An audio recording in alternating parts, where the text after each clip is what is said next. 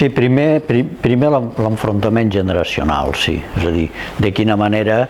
cosa que passava en cada generació, també. Vull dir, els pares d'aquests ja s'havien enfrontat també amb els vells, dic en concret amb el Puy, amb aquest poble així literari d'aquella zona, la zona Conca de Tremp, s'havien enfrontat amb ells doncs, per la introducció de la mula, diríem el treball del camp, bàsicament a llaurar i traginar. I ells, el que passa que ells l'enfrontament, el canvi ha estat molt més radical i per tant l'enfrontament també és més radical, perquè amb aquest enfrontament ja hi té a veure també el menysteniment o la devaluació que ha anat tenint les zones rurals d'un temps ençà, des dels anys 60 sobretot, és a dir, són vistos des de la ciutat, doncs, en fi, com uns ignorants, com uns diríem que segueixen costums ancestrals o tradicions,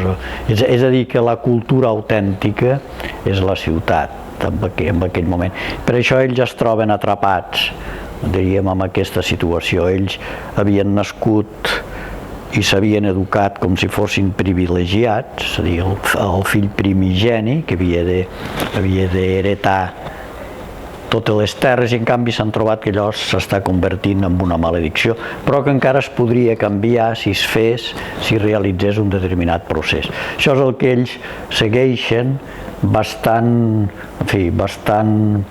no dic dirigits, però sí convençuts pel mestre aquell, pel professor de l'escola agrària. S'ha parlat més, és a dir, d'aquest èxode dels pagesos i dels pobles, sobretot de zones de secà i de mitja muntanya. Jo penso que no se n'ha parlat gaire, sobretot comparat potser amb l'èxode des del sud o des de Castella cap a Catalunya. I s'ha oblidat bastant, encara avui es fan històries de Catalunya i et parla dels anys 60 com uns anys alegres, doncs uns anys econòmicament diríem